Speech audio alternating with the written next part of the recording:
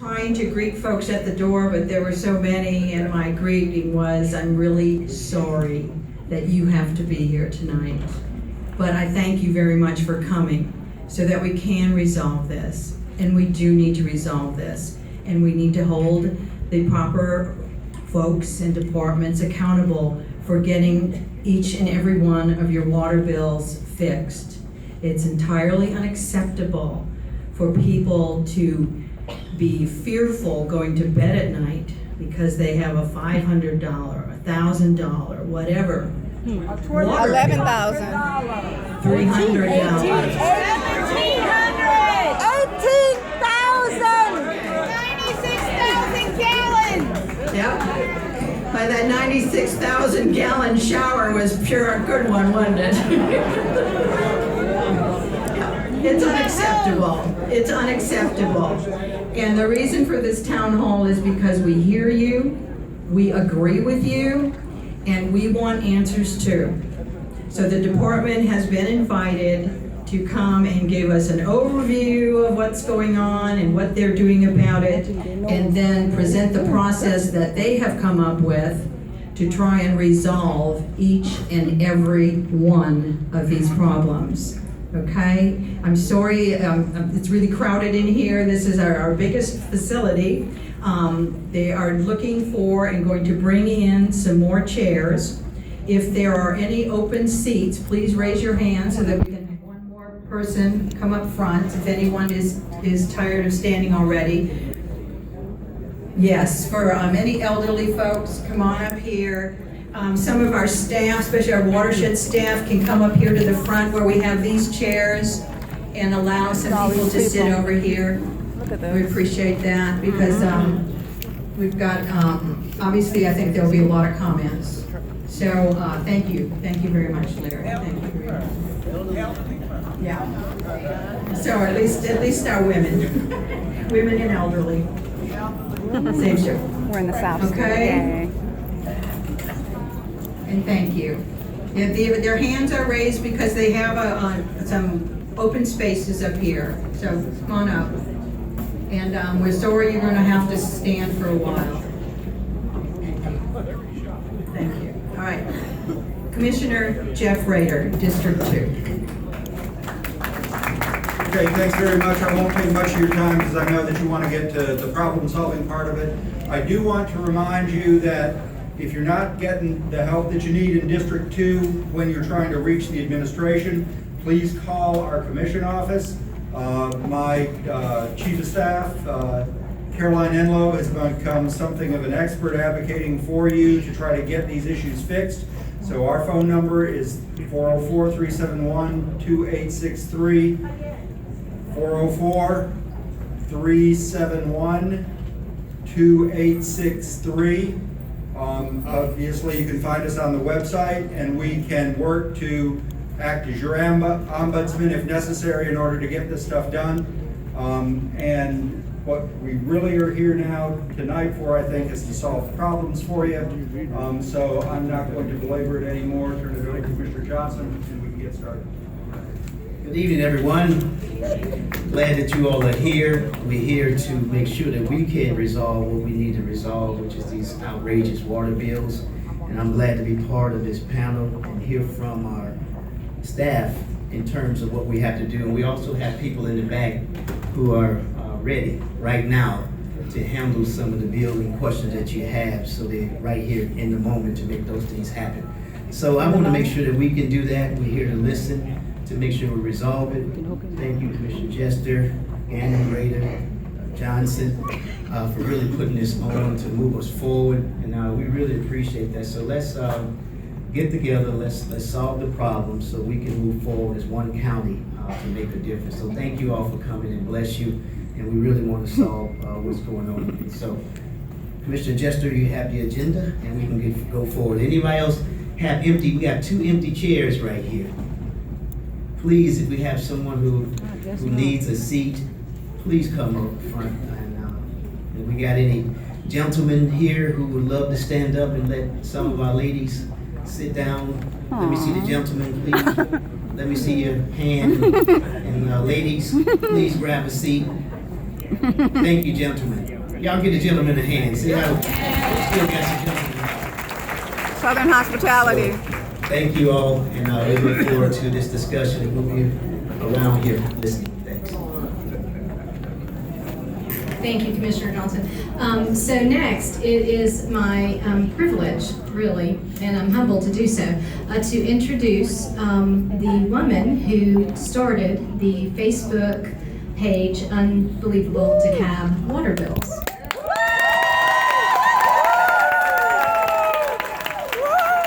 here she comes. Wow. She's quickly becoming one of my favorite people in DeKalb, and so kudos to her for her citizen activism. This is what it looks like. This is the result of it. Well done, well done. And I think you got everyone's attention. Again, well done. And so it is my pleasure to introduce Star McKenzie.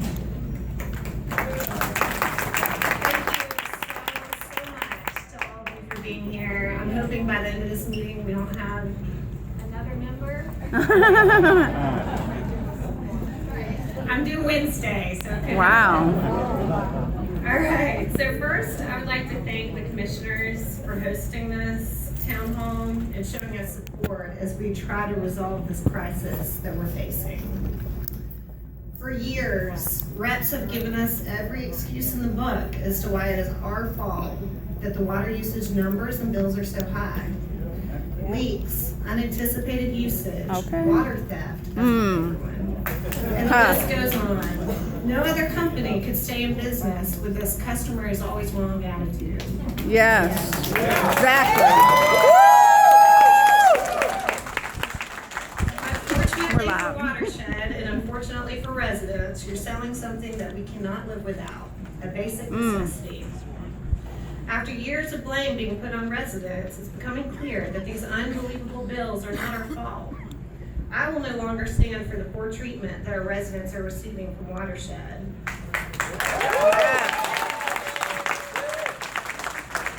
I'm here tonight as the voice for the vulnerable, the elderly, the disabled, the very pregnant. The low income, the single parents who've been bullied unnecessarily and put into dire financial situations for fear of having their water cut off.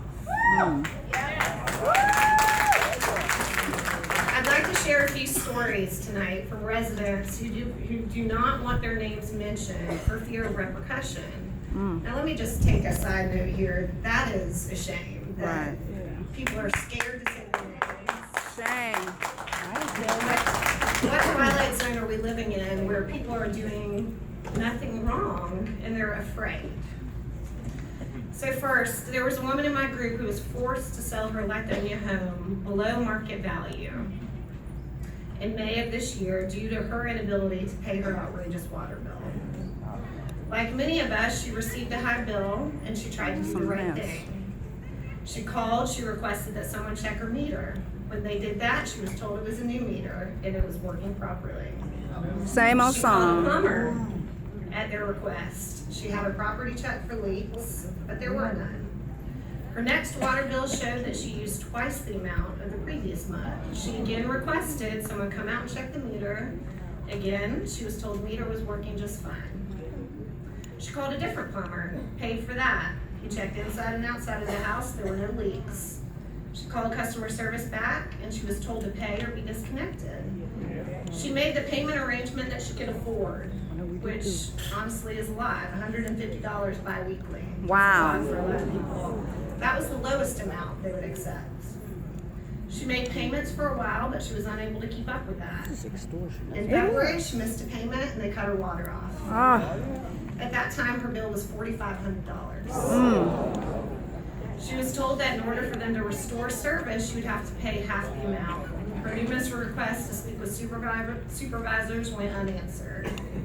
Because she was unable to pay that bill, and it's not hygienic to live there without running water, her option was to sell her home below market value. When she closed on the house, the attorney deducted $4,500 from the proceeds, which was paid to Watershed. When she moved out of the property, her service had been turned off for 3 months. She then got another bill after paying in full for $535. She called them, told them she wasn't paying it. Several months later, she received another bill. This That time it was is- $600. That's She made the damages. ultimate sacrifice of selling her home below market value, and she continues to be harassed by Watershed. One other short story, a man who's 65 years old, lives alone, on Social Security, suffering from health issues. He's been in and out of the hospital for surgeries, including a 5-way heart bypass. Due to the hospital stays, he's not at home much. He uses minimal water. His average bills were around $30, then all of a sudden they jumped to $400. When he disputed his bill, he didn't get anywhere. So he tried to do the right thing. He started making payments. Then Dekalb County workers came to check his meter when he complained about it. He shared with them that he couldn't leave his house due to his poor health. And these kind employees offered to take his payments in for him. Despite his payment, the next month his bill didn't go down, it doubled. His bill kept getting higher, he was left with no options. When he told Watershed that he couldn't pay, the county then claimed they hadn't received any payment from him and took his meter. They're hard. He's This now is using sick. a 200-gallon water container with a pump. This is a sick man. He was forced to be in a situation where he's using his own water pump because he can't afford to have his meter put back in. So these are just two billing horror stories, but they're indicative of what's going on across our county. Uh-huh. We're not just numbers in an invoicing system. We're real people. We deserve real solutions. Yep. We're facing real hardship. Yes.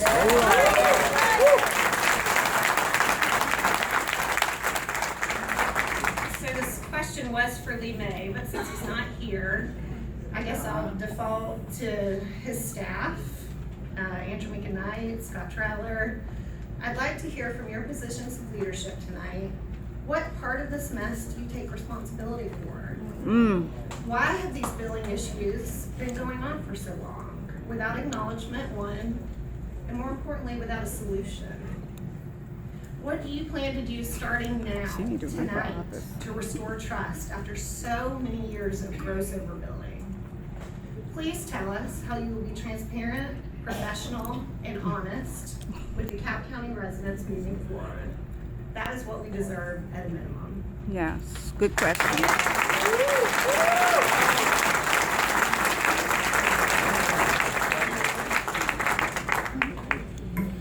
So unfortunately, the CEO isn't here tonight. Couple of housekeeping items. I understand that there is a missing black key fob. So if anybody has found that, if you'll bring it to the front or let us know. So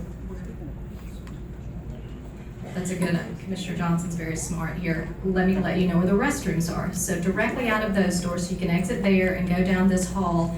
Down the next hall there are restrooms. So if anybody needs a restroom, there's also a water fountain there. So if you find the key fob, let me know. So now I'm going to introduce the staff members who are going to talk to you tonight. We do have our Chief Operating Officer, Zach Williams, who's here, and senior staff of Watershed and Billing. So he's going to talk to you tonight about what I hope is the new posture of the county regarding this very serious problem. So take it away, Mr. Williams. Thank you. Thank you, Commissioner, and thank you, Star, for your persistence in representing a concern that has been voiced to the county for years. We're listening, okay? We haven't always listened, and I'm going to apologize for that. We haven't always given people the benefit of the doubt. I apologize for that. At the end of the day, we have had systems in place for any number of years that said, we're right, you prove we're wrong. Yep. Right? I apologize for that. I'm going to agree with the statements that you have made, Star, and others have made, that a business that says the customer is always wrong goes out of business. Right?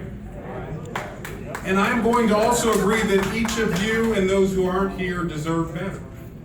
And we're going to do better. How? Starting today.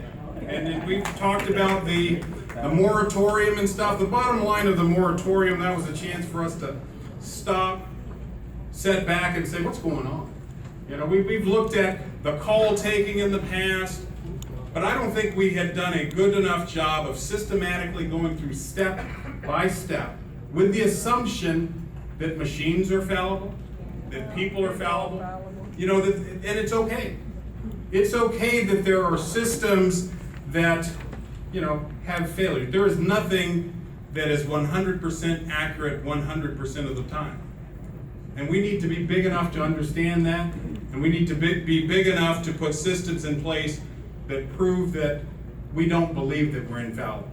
And I've been in conversations with any number of you, and we have had a position in the past, quite frankly, that, you know, it wasn't really clear, all the information may not be there, but the county's position was, well, that's what the meter said, right?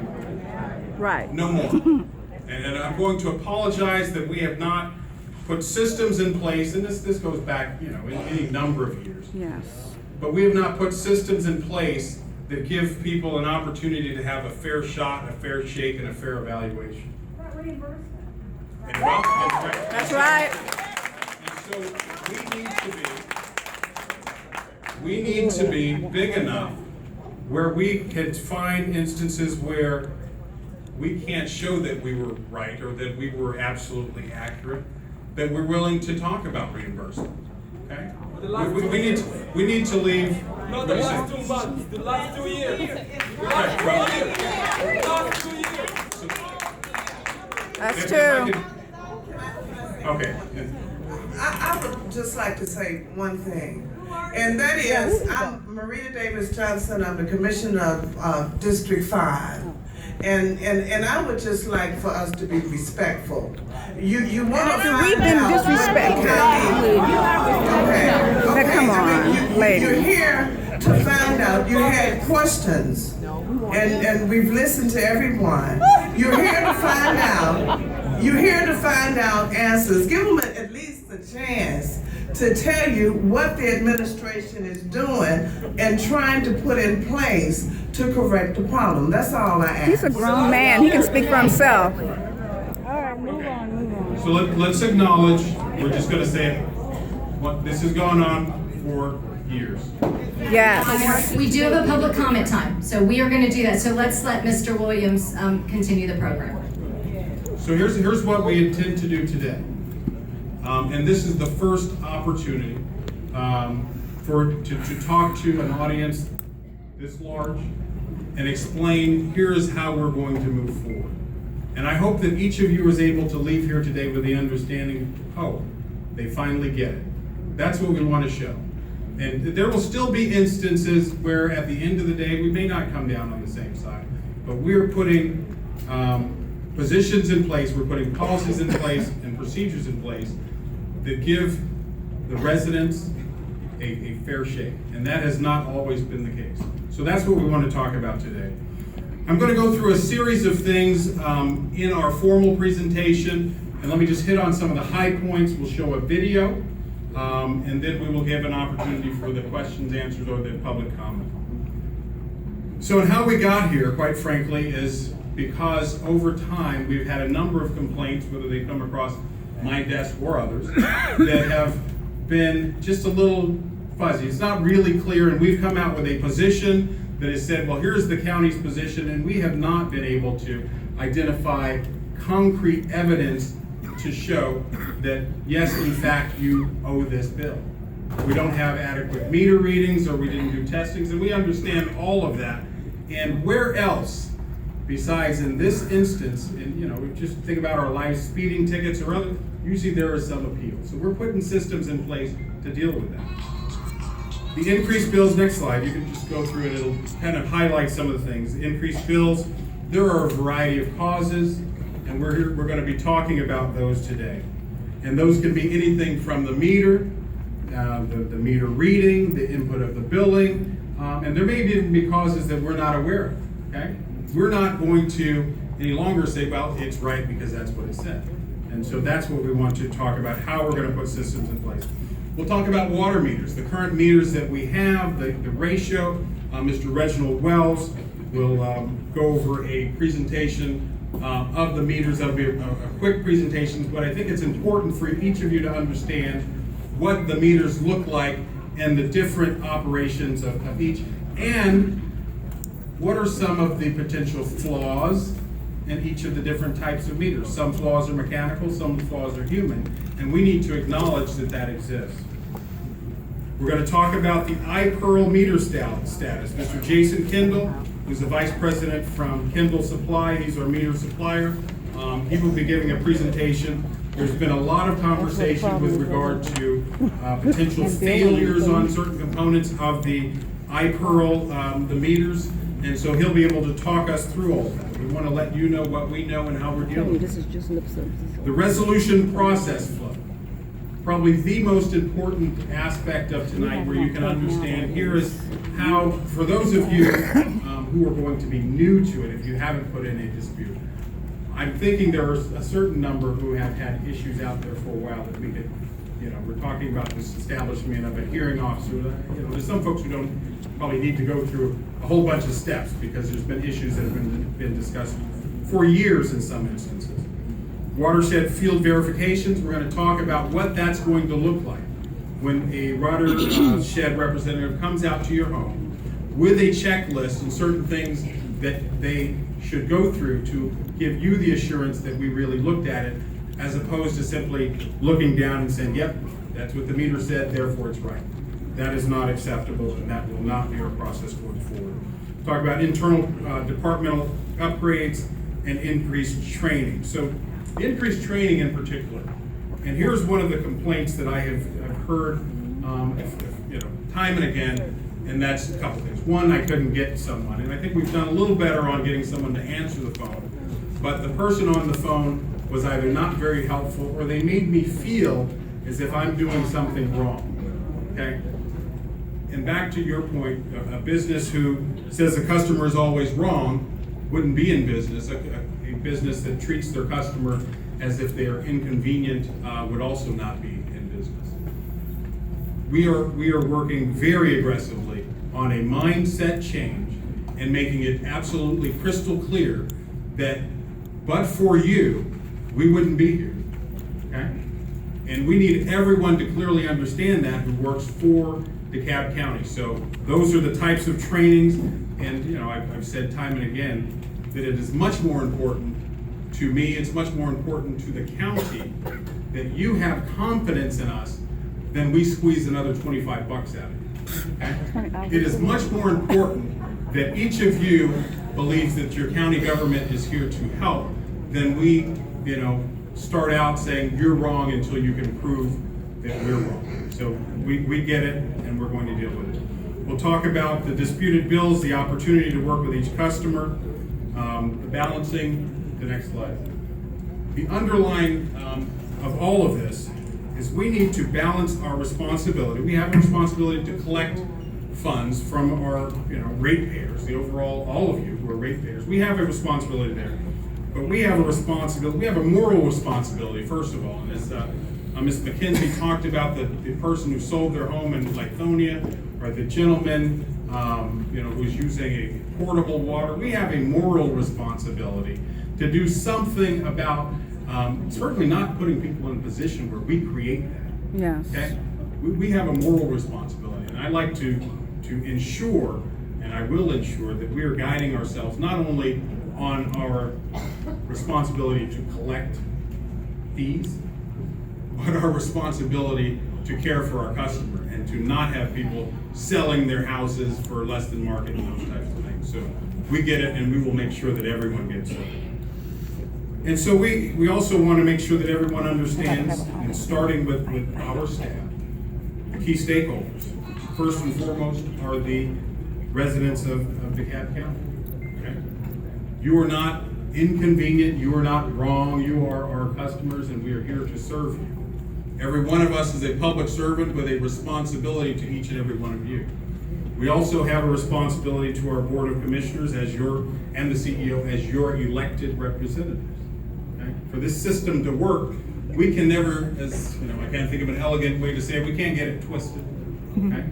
We have to clearly understand and implement systems that show that we understand that the client is you, the client is the board and CEO, and our job is to carry out systems that evoke the confidence from all of those. Next slide. So we're also going to talk about some of the causes for a high water bill. Okay? And we need to just lay out, here's what we're finding. This is in my last, several weeks and months being very directly involved in this and, asking the why question and trying to get to the bottom of issues. We see a number of things that aren't simply, you have a leak. Okay? It's not that simple. And if we have, and I know that we have in some instances conveyed that is our position, I apologize because there are also other things. There are meter misreads. That happens. There are incorrect multipliers applied sometimes, and that deals with, and Mr. Wells can speak to it, but in a meter that is registering the way it should. There are times where irrigation may be coming on at night and things like that. But there are also times where we don't send out a bill, one billing period, and then we send it the next billing period, and so you're getting two bills at once, and it looks like, well, what happened here? And so we need to admit that that happens, and understand in many instances, the money that I would have spent had you sent me the bill, that's gone. But now you've sent me a double bill. Water meter malfunction, incorrect meter size, billing error. Sometimes we estimate bills, okay? Right, and when we estimate bills, and then we will come back and, get it right or whatever, Really? read the Who does bill. that? It's a lot higher because we were estimating low. Well, you didn't know we were estimating, you were just getting a bill and paying. These are all issues that we need to resolve. And so that's what this process is going to be about. That's what dispute resolution will be about. And we are going to go into this with no preconceived notion. The facts will lead where the facts lead. The moratorium that the CEO has implemented or has directed is effective until December 31st, 2016. We believe that by then we will have a very good handle on this. We will have done a lot of root cause analysis. We have a team that we have assigned that Andrew Meeker will talk about, whose job it is to take in, that's your only job, take in these disputes, send folks out, and let's get to the bottom of it. So as we have mentioned, those accounts that are contested, water will not be disconnected. There's an issue that I want to just lay out there that we're still trying to resolve. The fact is, when you go into dispute resolution, currently you still may get a disconnect notice, okay? That is because, right, I get it. That is because our automated system and how it is programmed, but we are working diligently to get that fixed because I don't think, well, it doesn't make sense, right? So what we are doing is we're going to be working with the software provider to get that fixed because we want everyone to clearly understand where they are. But you will have a letter that we'll send out once you're in dispute resolution that lays out all this stuff. And that's this letter that you'll receive. Staff will be is being trained and is trained on changes, and so to date we have about 347 of these that have been placed into dispute status since this has started. We will also go back and revisit our old list. There may be a number that it wasn't called dispute, but we didn't agree. Right. So that's a dispute. So we need to go back and take a look at that and ensure that we're capturing everything. Because I see this exercise, quite frankly, it's as much about getting the water meters and the billing right as it is about regaining your trust and confidence. Because at the end of the day, water is just one of the many lines of business we're in, and we need to get it right. Currently, water meters, we have, next slide, we have approximately 190,000 active meters. Next slide. Of those, 180,000 are residential. Of those, about 110,000 are bronze mechanical meters, and Mr. Wells will just talk everyone through what those look like. some of the pros and cons of those, quite frankly. It is an older manual system. Water has to run through it to move the paddle that actuates the odometer, for lack of a better word. So, you know, that is one of the types of meter we have, 110,000 of those, and then 70,000 iPearl meters that will also be discussed by Mr. Wells as well as Jason. So, Mr. Wells, if you could, I would like you to, we don't want to spend too much time, but I want you to be able to walk through just kind of a show and tell of each of the types of meters. But ultimately, I'm going to want to go through the, should I, Tyler, you want me to do the video first? Yeah, I want to get the question and answer. While they're pulling up, Barnes Sutton is expected later tonight. Her staff is